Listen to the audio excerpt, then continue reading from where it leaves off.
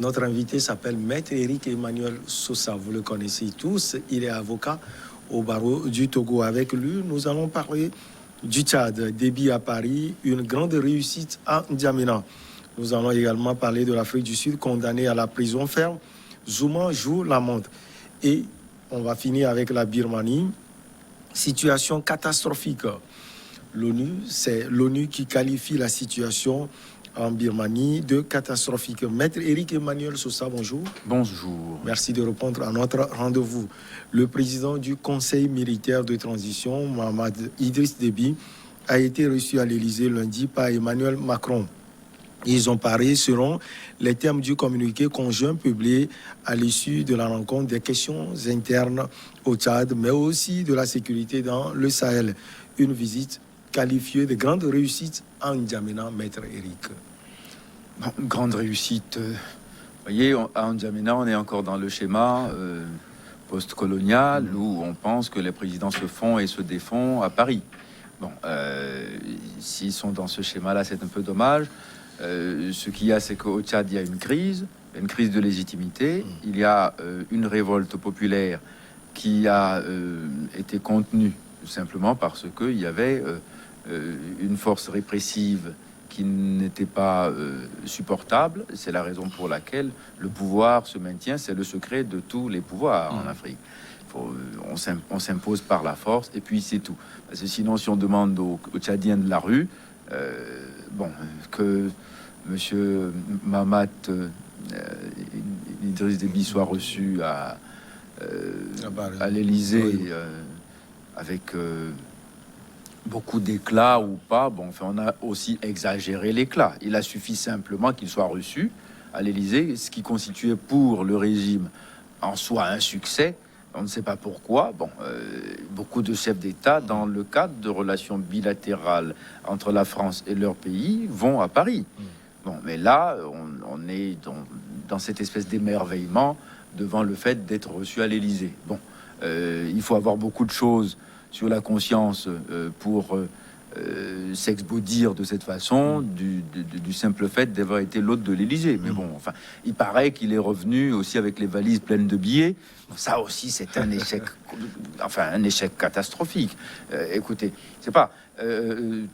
Maintenant, on fait le constat que son père a laissé le pays dans un état économique déplorable. Oui.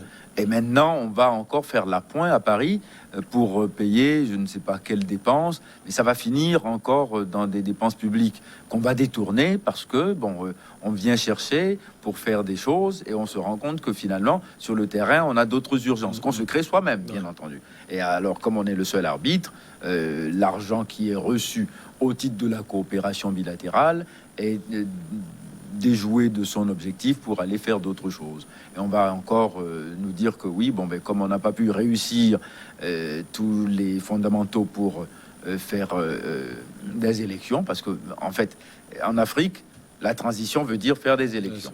Alors quand on a un pouvoir de transition, sa mission principale, c'est organiser les élections. Non, on devrait avoir un pouvoir de transition qui a aussi pour mission de gérer les crises véritables en attendant de faire des élections, ou de faire les élections en gérant la crise. Aussi, on peut faire les deux. Voilà. Mais bon, non, là, c'est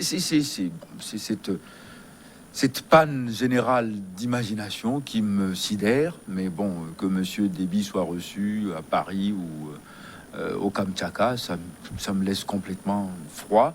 Et je ne comprends pas pourquoi, en N'Djamena, on se laisse aller à l'extase parce que on est reçu à Paris. Franchement, on a encore à ça au XXIe siècle, quand les consciences des peuples africains sont éveillées de telle sorte que finalement même le fait d'être reçu à l'Élysée est démystifié, sincèrement. Donc que des intellectuels, hommes d'État, parce qu'il y a eu des ministres et des porte-paroles qui ont considéré que le fait d'être reçu à Paris était une sorte d'adoubement. Et j'ai entendu le mot avec énormément de dédain. Adoubement, parce qu'on est allé à Paris. C'est Paris qui va adouber un chef d'État africain. Encore. On fait encore ça. On faisait ça à l'époque de Chirac. Enfin, c'est déjà le siècle dernier. Oui, si mes souvenirs sont bons, oui, Jacques Chirac, bon, enfin, au début du siècle, allez, quand même. Bah, maître, quand on voit les liens qui naissent aussi brusques et rapidement entre les deux chefs d'État, est-ce que le fils Déby aura au moins 5% de souveraineté pour diriger son pays? Ça, j'en sais rien. Moi, je ne sais pas où se trouve la jauge. Non, mais je ne sais pas qui décide d'ailleurs de la jauge. Mais bon, enfin, s'il va mettre son pouvoir entre les mains de Paris en lui demandant de lui gérer ça, Paris sait très bien faire, hein. Non, après, il faut pas venir reprocher à la France de se mêler des affaires africaines, non plus. Attendez, vous pouvez pas vous-même, écoutez, tout honte but ou alors, enfin, sans vergogne, allez vous mettre sous la férule de quelqu'un en implorant sa tutelle, et maintenant vous plaindre de ce que cette personne exerce sa tutelle de façon, enfin, hégémonique. Faut pas. Ben, on va également parler de l'Afrique du Sud. Et puis, c'est un président qui étonne, l'ancien président Jacob Zuma, condamné à la prison, mais qui refuse d'aller en prison. On l'a vu l'autre fois avec ses partisans, maître Éric Emmanuel Souza, et il a même défié la police. Il dit, quand je vous vois, j'imagine comment la police va vous traverser pour venir me prendre. Bouclier humain. Oui, ben, Jacob Zuma, mais bon, enfin, honnêtement, de Jacob Zuma, il n'y a aucune surprise, hein. Il n'y a rien à attendre d'autre que la démagogie pure. C'est quelqu'un qui, bon, de par son style de gouvernance, déjà, était marqué par une forme de désinvolture et un penchant à la délinquance qui était flagrant. C'est-à-dire que le bonhomme n'avait pas de digue morale très élevée. Bon, tout le temps. Vous voyez, enfin, encore une fois, attention. Ça, c'est on est dans le schéma paradigmatique de la démocratie. Celui qui est élu est élu. Il est donc, du coup, investi de toutes les légitimités. Quand on voit ses devanciers, Mandela, Thabo Mbeki, et puis on est tombé brutalement dans un saut vertigineux vers Jacob Zuma, ça fait quand même un peu peur et ça donne à réfléchir. Parce que, sincèrement, non, quelle image il donne, ce monsieur. Déjà, même dans une Afrique du Sud où il y a encore, avec une forte prégnance, des relents de l'apartheid. Ce pays n'a pas encore exorcisé totalement les démons de l'apartheid. Et on a un président noir qui a un comportement de chef de Bantoustan, quoi, en gros, d'accord. C'est-à-dire, en fait, ce que Maman appelle le Gondwana. C'est un Gondwanais pur, quoi. C'est-à-dire qu'il dans tous les excès, dans toute la caricature. Et c'est ça qu'on a. Et maintenant, bon, attendez, c'est quand même exceptionnel. Thabo Mbeki a dirigé l'Afrique du Sud après Nelson Mandela. À son départ, personne, pas un dossier n'est sorti sur lui. Peut-être quelques personnages de son entourage, mais sur lui-même, aucun dossier. Et puis, là, subitement, on a M. Zuma et on a un train. Hein, c'est des conteneurs, quoi, de problèmes juridiques qu'on a. Et à chaque fois, c'est la corruption, c'est la malgouvernance.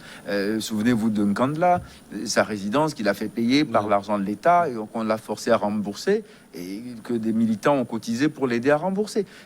La dépravation. Voilà, à la tête de l'État. Et maintenant qu'il l'a quitté, il continue dedans.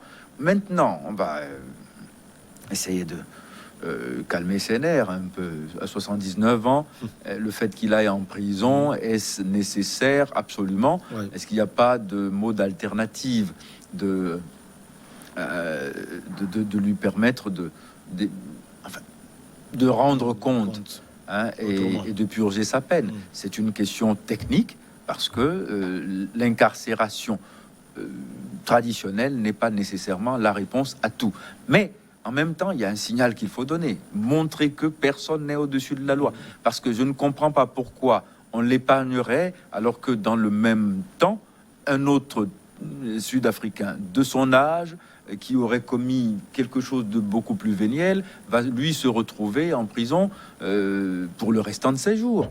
Parce que quand on a 79 ans, si on est condamné à 3 ans, c'est quasiment une condamnation à mort. On est d'accord. Oui. Mais dans le cas de monsieur Jacob Zuma, je suis sûr qu'il sera entouré de tous les égards et tous les apports nécessaires ne lui manqueront pas pour adoucir au moins son séjour carcéral. Et tout qu'il faut souhaiter en définitive. Ouais. Et tout dépendra de lui. Quel effet on a, maître, de voir un ancien président refuser de faire face à la justice de son pays? Mais c'est ce que je dis, la dépravation. Et c'est à l'image du bonhomme. Mais attention, je ne suis pas en train de dire que la société sud-africaine est en train de se déliter, et que ses valeurs morales sont en train de s'effilocher. Non, je ne dis pas ça. Je dis depuis le début. On savait qui était Jacob Zuma avant de lui confier l'ANC. Il a été tout le temps un populiste démago. Et sa présidence a été marquée par ce signe. Écoutez, quelles sont les réformes que les Sud-Africains doivent à Jacob Zuma? Aucune. Absolument aucune. Quelles sont les lois fondamentales que Jacob Zuma et sa gouvernance ont laissées? Je parle de lois, mais c'est-à-dire qu'au minimum, à défaut de faire des stades, des palais somptueux ou des grandes universités ou des grands hôpitaux, au moins laissez quelque chose qui porte votre nom avec...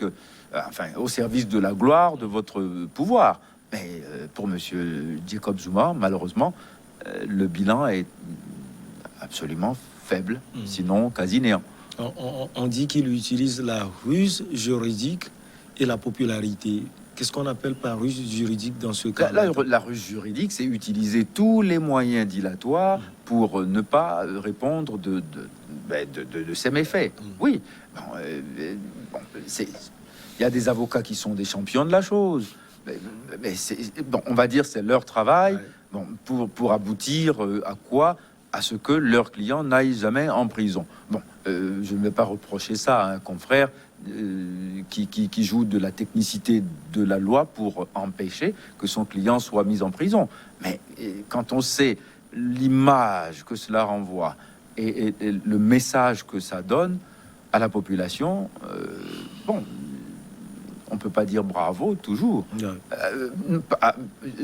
Attention, le technicien n'a rien à voir dedans, parce que non, il faut qu'on se mette d'accord. Si vous êtes un fugitif, d'accord, un fugitif professionnel, et que vous demandez à un chauffeur de vous conduire rapidement pour éviter que la patrouille ne vous arrête, si vous y parvenez, si le chauffeur y parvient, c'est pas lui qui est fautif. Vous comprenez? Bon, peut-être qu'on va le poursuivre pour aide à la fuite ou tout ce que vous voulez. Bon, mais là, attention, on salue la maestria de ceux qui sont parvenus à lui permettre d'échapper à chaque fois à l'emprisonnement, mais d'un point de vue moral, c'est répugnant. On parle également de popularité. C'est un homme populaire dans son pays. Ça peut jouer en sa faveur. Populaire, non. Il a des partisans, mais populaire. Vous savez quoi? Il ne suffit pas une foule dans la rue. C'est pas le peuple. Populaire, ça veut dire qu'il y a l'appui du peuple. Il faut toujours que les mots soient à leur place. Soient à leur place. Être populaire, ça veut dire avoir l'appui du peuple. Monsieur Jacob Zuma a des partisans qui sont très agités et très violents, mais c'est pas le peuple sud-africain. Il y a beaucoup dans l'ANC qui ne se reconnaissent pas en lui, et le président Ramaphosa, qui incarne aujourd'hui la légitimité nationale et populaire, il est de l'ANC, mais il a des partisans qui ne peuvent pas supporter Jacob Zuma. Aller à l'EFF, l'Economic Freedom Fighters, de Julius Malema, ils ne supportent pas du tout Jacob Zuma. Ce sont eux qui, déjà, quand Jacob Zuma était en prison, était président, lui refusaient qu'il intervienne au Parlement parce qu'ils ne veulent pas écouter le discours d'un président félon et complètement criminel. Donc, populaire, non. Il a quelques partisans qui ont, comme lui, à chaque fois, comme mode d'expression, la violence, le défi des lois, et qui peuvent aller casser. Parce que Jacob Zuma, il fait pas de la casse en allant lever des lampadaires. Il fait de la casse aussi, moralement, en ayant une gouvernance qui est marquée par la délinquance. Donc, ses partisans lui ressemblent et font exactement ce qu'il fait. Maître, vous ne pensez pas qu'il y a eu lutte de clan au sein de l'ANC même qui est sous-jacente? Il n'y a aucune lutte de clan. Il y a quelqu'un qui a un comportement marqué par la délinquance. Bon, il faut... Enfin, c'est pas ses partisans qui le poursuivent, c'est la justice de son pays qui le poursuit. Souvenez-vous de ça. Il a été président de l'Afrique du Sud. Alors, on lui demande de venir rendre compte, même ne serait-ce que venir répondre à des questions. Il ne veut pas. Mais à un moment donné, il faut bien que ça cesse. Donc, en faire une lutte de clan, pourquoi? À chaque fois, on politise des comportements minables de personnages qui sont amoraux. Non. La lutte de clan, elle est complètement instrumentalisée, en fin de compte, pour servir Jacob Zuma, pour avoir à chaque fois des solutions politiques à des problèmes juridiques réellement posés par des comportements qui sont répréhensibles. Mais non, à chaque fois que l'on... Attends, on ne peut pas à chaque fois dire qu'on instrumentalise la justice, et quand la justice veut montrer son indépendance, l'attirer vers la sphère politique. C'est ça ce qu'ils sont en train de faire. Et ça, la justice doit être hermétique à cela et résister farouchement. Ouais. Et les analystes disent également qu'il y a un souci entre lui et l'actuel président Cyril Ramaphosa. Ça, j'en sais rien. Les analystes se basent sur des considérations qui sont peut-être purement politiciennes. Mais ce qu'on sait, c'est que les problèmes qu'il a avec la justice, c'est pas Ramaphosa qui a déclenché les poursuites. Les poursuites étaient là bien avant que Ramaphosa ne prenne les rênes. Il était président quand on lui réclamait de venir rendre compte. Et il a été couvert par l'immunité pendant qu'il était président pour l'affaire Thalès, par exemple. Maintenant qu'il n'est plus président, on dit revenez, l'affaire Thalès revient. C'est pas Ramaphosa, le pauvre, il n'y est pour rien. Il le serait encore, que ce serait une bonne chose, parce que l'honneur de l'ANC est en cause dans cette affaire. Il faut laver l'honneur de l'ANC, et je pense que monsieur Jacob Zuma mérite proprement une sanction. Maître, jusqu'où peut aller Jacob Zuma et quelles conséquences peut-on avoir, non seulement au niveau de l'ANC, mais également au niveau de l'appareil politique de l'Afrique du Sud? Mais quand Jacob Zuma s'entoure de partisans pour empêcher que la police ne l'arrête, quand Jacob Zuma incite ses partisans à dire que si on l'arrête, le pays sera ingouvernable. Risque de guerre civile. Oui, sera ingouvernable. Ingouvernable, ça veut dire qu'on peut utiliser tous les moyens pour foutre le chaos. Bon, qu'est-ce que vous voulez faire? En plus, non seulement c'est un président crapule, disons-le, maintenant, il joue en plus du populisme pour appeler à la violence. Il ne se prive même pas. C'est-à-dire, il fait même pas semblant. Il le fait un peu à la trompe, quoi. Et on va nous dire que bon, c'est une crise politique. Il n'y a pas de crise politique. La crise politique, c'est justement ne pas avoir un État suffisamment fort pour arrêter un seul homme qui défie la loi. Ça, c'est la crise politique. Je la vois pas au sein d'un parti, non. Maître, on termine par la Birmanie. Situation catastrophique. Selon l'ONU, l'Organisation des Nations Unies, a mis en garde mardi 6 juillet contre l'évolution catastrophique de la situation en Birmanie en proie à des troubles depuis le coup d'État militaire du 1er février, faisant peser des risques sur l'ensemble de la région. La situation en Birmanie est passée d'une crise politique à une catastrophe multidimensionnelle en matière de droits de l'homme, a déclaré la haute commissaire de l'ONU aux droits de l'homme, Michelle Bachelet, devant le Conseil des droits de l'homme des États-Unis à Genève. Des propos inquiétants pour ce pays. On ne s'inquiète pas forcément, maître, pas seulement pour la Birmanie, mais également pour toute la région. Et bien sûr, ce qui arrive en Birmanie, défie tous les pronostics. Parce que, écoutez, voilà un pays qui, depuis longtemps, a montré que elle pouvait accepter de se mettre au banc de la communauté internationale, du concert des nations. Elle est indifférente à tous les effets de quelque diplomatie que ce soit. Elle a toujours été sous la férule d'une junte.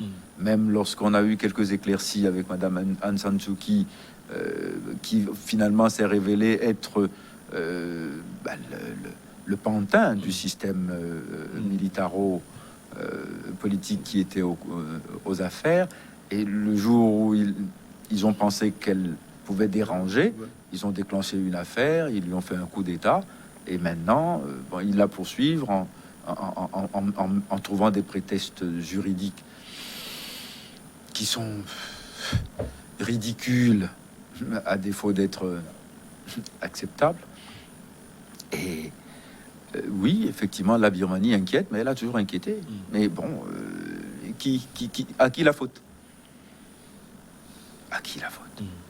C'est bien là le problème. C'est-à-dire que, en fait, quand les ressources diplomatiques sont épuisées, il ne reste plus que les solutions militaires. La Birmanie a démontré que, on ne la lui fait pas. Vous n'avez pas ce pouvoir envers la Corée du Nord. Pourquoi vous l'aurez vis-à-vis de moi? Quand vous avez essayé en Indonésie, ça n'a pas fonctionné. On vous a mis les irrédentistes musulmans dans des zones où il y avait la paix parfaite. On a créé des sécessions pour embêter le pouvoir de Jakarta. Donc, en Birmanie, quelle est la solution? Quand on n'arrive pas à instaurer l'ordre en Irak, quand on n'y arrive pas en Afghanistan, pourquoi on va aller se commettre dans des dans des fiascos, je veux dire, dans des fiascos totalement inévitables en Birmanie. Donc, vous voyez, ils sont au courant de ça, et c'est la raison pour laquelle ce que pense la collectivité internationale, enfin la communauté internationale et le concert des nations, ils s'en fichent littéralement. Comme de leur première vareuse. Alors voilà, c'est pour ça que c'est inquiétant, et pour les populations birmanes, parce que en fait, aussi bien les majorités bouddhistes que les minorités chrétiennes et musulmanes, il y a beaucoup de raisons de s'inquiéter. Et pour le parti de Madame Aung San Suu Kyi et elle-même, il y a également de bonnes raisons de s'inquiéter.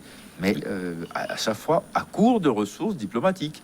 Parce que pour que la diplomatie puisse œuvrer, il faut avoir un interlocuteur capable de baisser la garde et écouter ce que vous êtes venu lui dire. On n'a pas l'impression que la junte ait quelque inclination que ce soit à écouter Washington ou Moscou. C'est-à-dire, en fait, on ne sait même pas de quel côté se trouvent ses sensibilités. De quel côté? D'ailleurs, maître, les communiqués montrent chaque fois, de l'ONU d'ailleurs, montre chaque fois que la situation est inquiétante. Mais au Conseil de sécurité, on voit des puissances qui sont derrière la Birmanie. Moi, j'ai vu la Chine. Peut-être que la Russie est d'une manière sous-jacente, mais on voit un peu la Russie. Attention, oui, mais la Chine aurait pu, si elle l'avait voulu, entreprendre quelques ambassades au niveau du pouvoir à Rangoon pour essayer de calmer le jeu. Mais vous ne pouvez pas faire vous-même Tiananmen et puis venir dire que ici on ne fera pas la même chose. Non. Oui, la junte a des parrains, c'est clair. À Pékin, enfin, en plus, il y a une chose, il faut bien l'observer de sang-froid. La diplomatie chinoise est en train de montrer que, en fait, il va y avoir un précaré chinois. Les territoires asiatiques vont à chaque fois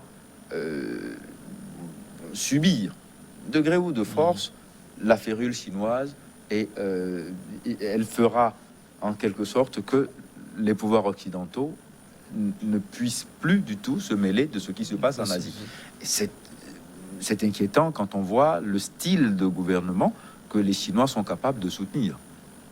Quand ils sont en train de refuser à toute force que Hong Kong ou Taïwan se démocratise à la mode occidentale, ils font tout pour gagner de plus en plus de marge de manœuvre pour éviter qu'il y ait eu un endurcissement du modèle démocratique occidental, qu'ils refusent eux-mêmes de façon radicale. Ils ne s'en privent pas dans leur déclaration officielle. Donc Si les militaires birmans veulent s'aligner sur le modèle chinois, eux, ils sont clients. Ils prendront, ils les couvriront. La dame de Rangoon est ambassadée depuis le 1er février, Maître Éric Emmanuel Sosa. Son avenir politique, celui de son parti, la Ligue nationale. Son avenir politique dépendra peut-être du desserrement de l'étau militaire. Tout simplement, parce que de la même façon, elle a déjà été mise en résidence surveillée pendant plusieurs années, pendant des décennies, près de 20 ans. Elle en est sortie pour devenir président, enfin chef d'État, Premier ministre précisément. Et puis, là, ça recommence. Espérons que par les effets multiformes de diplomatie et de, on va dire quoi, diplomatie coercitive, c'est un oxymore. Ça va être compliqué d'imaginer quel type de solution il y aura, parce que bon, la junte pour l'instant, elle fait, elle cherche Madame Aung San Suu Kyi, elle va créer un procès pour la faire condamner, en faire une hors-la-loi et l'isoler. Ils y sont déjà parvenus. Ils attendent juste de donner un petit peu de maquillage juridique à la chose, mais c'est déjà fait. Donc maintenant, comment on en sort, ça, c'est tout un autre problème. Donc, maître, selon vous, les Occidentaux ne feront absolument rien en Birmanie? Je crains que non. Je crains qu'ils le veuillent, mais ne puissent rien.